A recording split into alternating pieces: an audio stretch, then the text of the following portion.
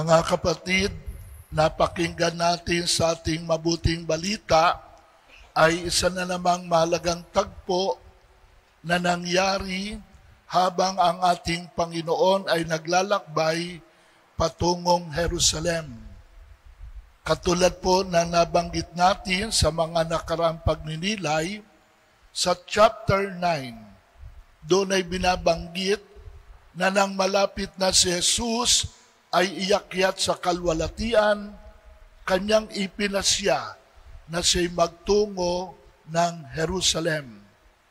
Sa lungsod na ito ni Haring David ay kanyang gaganapin ang pinakabuod ng kanyang misyon na sa pamamagitan ng pag-aalay ng sarili sa altar ng krus at sa kanyang muling pagkabuhay ay ililigtas ang sangkatauhan at dudulutan tayo ng buhay na walang hanggan.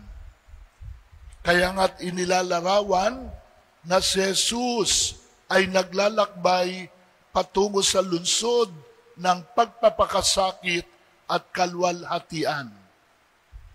Kaya't nang isaayos ni San Lucas ang kanyang ebanghelyo, pinili niya't tinipon ang mga mahalagang tagpo na may mahalagang aral para sa atin kung nais nating pakinabangan ang biyaya ng katubusan na nakamit ng ating Panginoon. Kaya nga't ito mga tagpong ito'y para bagang mga hakbang papalapit sa kaganapan ng kaligtasan. Nauna na nating napakinggan 3 linggong nakalilipas na merong isang eskriba na nagtanong, ano ang dapat kong gawin upang magkamit ng buhay na walang hanggan? At ano ang sagot sa tanong? Ang batas ng pag-ibig. Ibigin mo ang Panginoon Diyos ng buong puso, pag-iisip, lakas at kaluluwa. Pag-ibig sa Diyos na dapat patunayan sa pagmamahal natin sa ating kapwa. At sino itong ating kapwa? Ibinigay ni Jesus ang talinghaga ng mabuting Samaritano para ilarawan ang kapwa ay sinumang nangangailangan ng ating mahalagang tulong, kahit ang mga taong namumuhi sa atin o mga taong hindi kaibig-ibig sa atin. Kaya nga't ang batas ng pag-ibig ay lalong bagay ang pinakapundasyon, ang salalayan ng ating pagkilos kung nais nating magtamasa ng biyaya ng katubusan. Sinundan ito nung tagpo ng pagdalaw ni Jesus sa kanyang mga best friend, kina Marta, Maria, hindi man binanggit ay kasama na si Lazaro. Na sinamantala niya sa yung pagkakataong mangaral, na habang si Marta ay abalang-abala sa paghahanda, si Maria ay naupo sa paanan ng Panginoon. Nang lumapit si Marta kay Jesus upang hilingin, pagsabihan naman po ninyong kapatid ko na tulungan naman ako. Siya ang pinagsabihan ng Panginoon. Marta, Marta, naliligali ka sa maraming bagay. Isa lang ang kailangan. Pinili ni Maria ang lalong mabuti at ito hindi alisin sa kanya. Pinili Maria ang lalong mabuti. Nang ibig sabihin, mabuti ang ginagawa ni Marta, pero lalong mabuti ang kay Maria. Ang makinig ka sa aral at kalooban ng iyong Panginoon. At sinabi natin doon, si Maria ay hindi nanatiling nakaupo sapagkat ang tunay na kabatiran sa kalooban ng Diyos ang magtutulak sa atin upang kumilos. Kaya nga't ang ating pagkabatid sa kalooban ng Diyos ang magbibigay sa atin ng lakas at direksyon sa ating gawain. Mahalaga muna'y makinig sa Panginoon at saka ka kumilos. At nung isang linggo, ibinigay naman po sa atin ang maikling katisismo tungkol sa pananalangin. Sapagkat sa buhay ng isang alagad, napakahalaga ang lagi kang may panahon na kausapin ang iyong ama. Kaya nga dun sa tagpong iyon, itinuro ni Jesus ang mga malagang sangkap ng mabisang pananalangin na kapag ikaw ay dumulog sa Diyos, isaisip mo na ang iyong tinatawagan ay isang napakabuting ama. At kung siya napakabuting ama, higit sa pinakamabuting ama sa lupa, kailangan lamang natin taglayin ay ang damdamin ng isang anak na nagtitiwala. At kahit na tayo nag-iisa sa pagdarasal, lagi nating isaisip, tayo'y miyembro ng isang pamilya. Tayo bahagi ng isang pamayanan. Kaya nga't kung bubusisiin ninyo yung ama namin, mapapansin ninyo na ang ginamit dito ni Jesus ay first person plural. Ama namin, bigyan mo kami, patawarin mo kami, iadya mo kami. Bagamat isa lang ang nagdadasal, ang kanyang idinudulog sa kanyang ama ay ang kabutihan ng pamilya na kanyang kinabibilangan.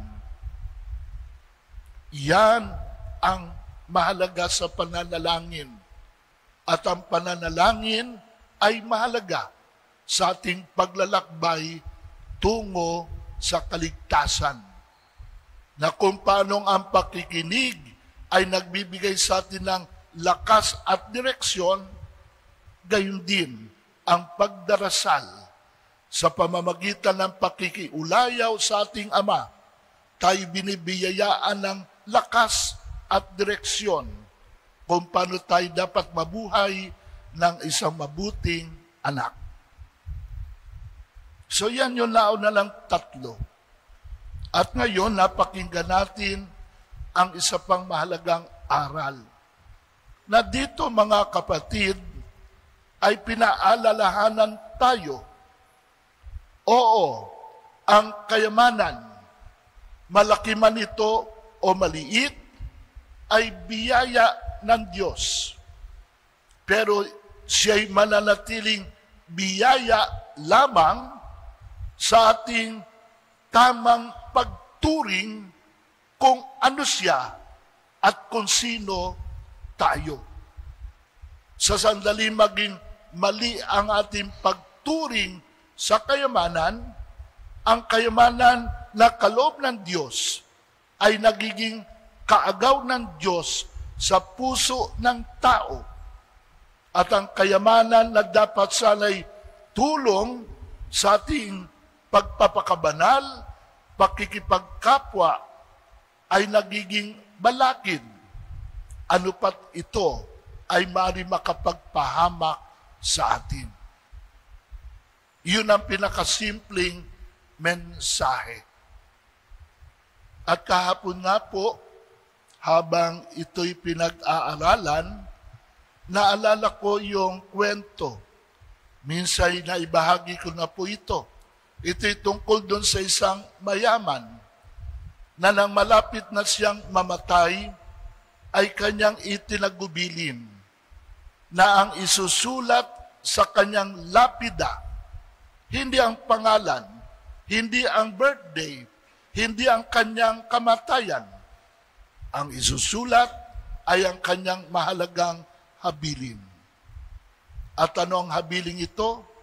Sabi niya, ititik ng malinaw.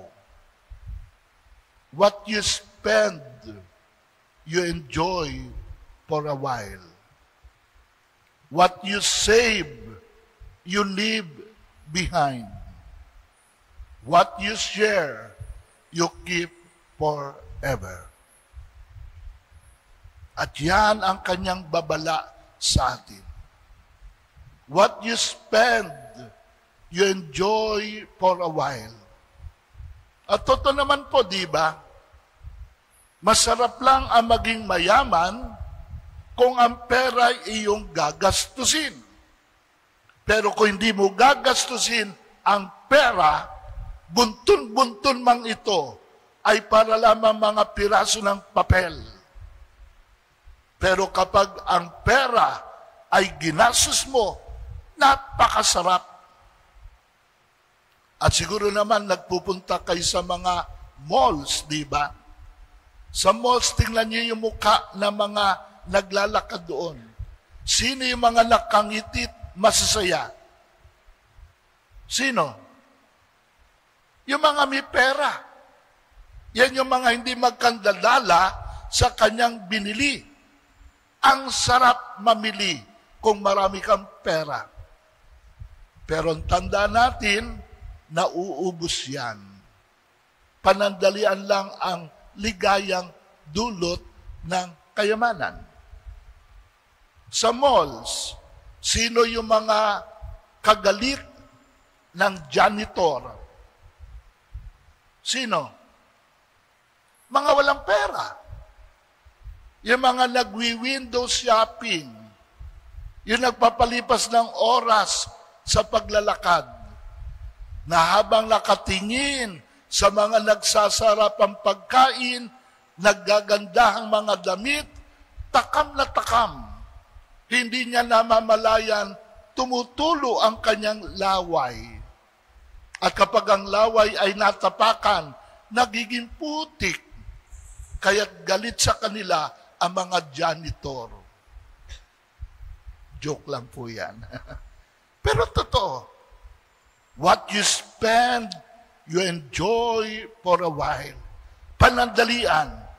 At kapag ito'y naubos, katulad ng iba, babalutin ka rin ng lungkot.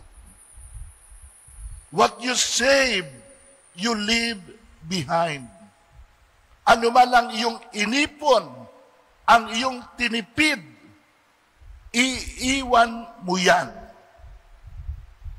At yan ang mababasa natin sa mga katagang sinambit ni Job sa lumang tipan.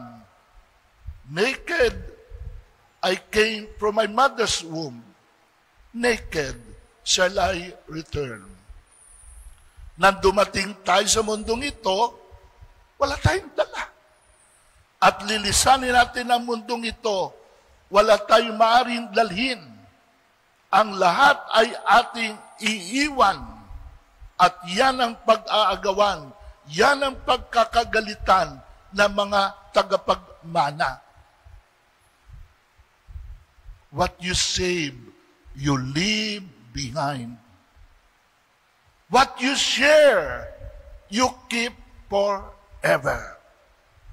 Kanuman daw po ang ating ibinahagi, ang ating itinulong, yan ang nawawala sa ating kamay, pero hindi natin namamalayan.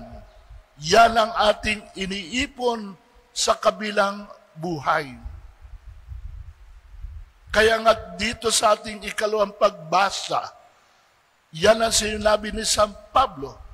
Ang pagsumakita ninyo'y hindi ang kayamanan lumilipas, kundi ang kayamanan matatagpuan sa trono ng Diyos. At paano tayo nakapag-iipon doon? Yun mga kapatid, ay ang mga bahagi ng ating pinagpaguran, buong pag-ibig at pagmamalasakit nating ibinahagi sa ating kapwa. Kaya nga ito'y nagpapaalaala nung text message na laging kong nababanggit. na sinasabi dun sa mensahe, God blessed you because He meant you to be a blessing to others. Kung ikaw man ay pinagpala ng Diyos, sapagkat nais ng Diyos, ikaw naman ay maging instrumento upang ang kanyang pagpapala ay makarating sa mga taong gusto niyang kalingain. At yun ang magandang kapalaran natin, na sa pagbabahagi, tayo tumutugon sa kanyang panawagan. Panawagan na tayo ay maging instrumento niya, mga dalirit kamay niya, upang ang kanyang biyaya'y may parating sa iba at may padama sa iba ang kanyang pag-ibig.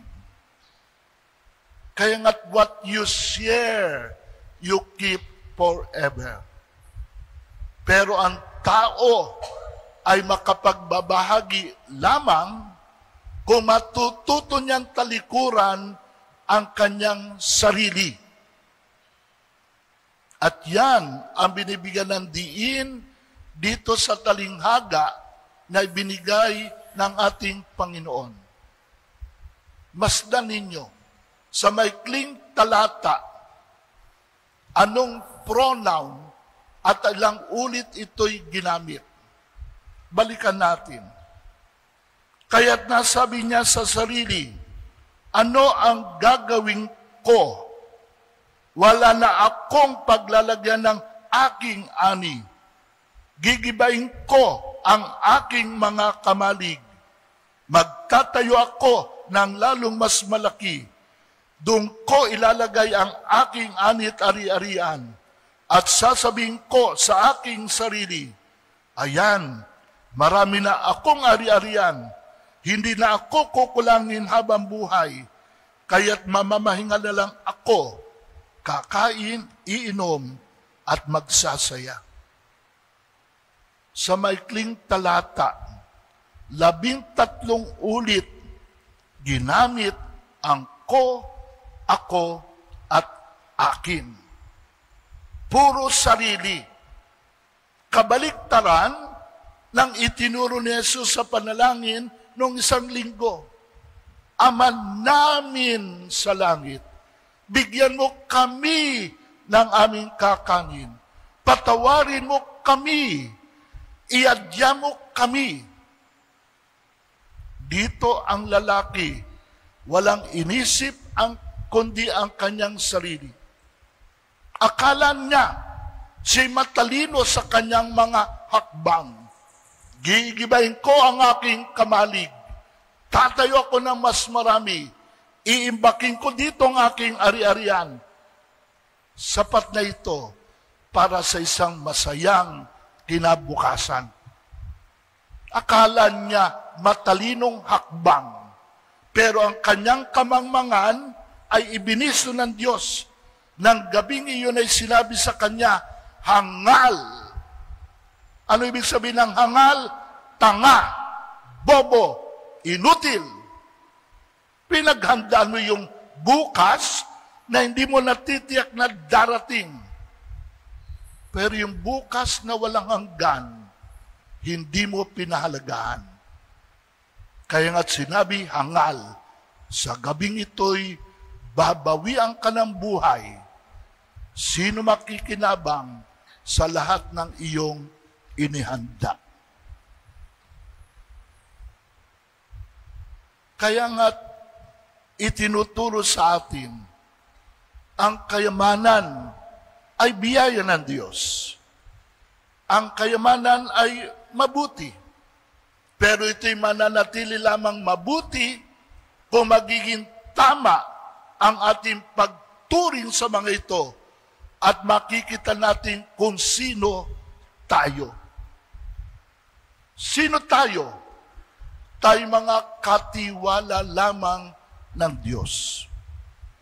At yan ang maliwanag na aral ng Santo Ebanghelyo. Tayo katiwala. Ano man ang ating tinatamasa ay pahiram lang ng Diyos sa atin. At bilang isang mabuting katiwala, igalang natin ang intensyon ng Diyos na nagkatiwala sa atin ng kayamanan. Ang kayamanan ay biyaya. Ito'y gamit para sa atin sa pagpapakabuti at pagpapakabanal. Ito'y kaloob sa atin at ipinagkatiwala, hindi para lamang sarilinin, kundi ito'y dapat maging biyaya para sa ibang tao. Magiging biyaya lamang ito kung makikita natin ang ating sarili. Bukod sa mga katiwala ng Diyos, tayo hinihirang ng Diyos maging instrumento upang ang pagpapala may parating sa iba at sa iba ipadama ang paglingap ng Diyos.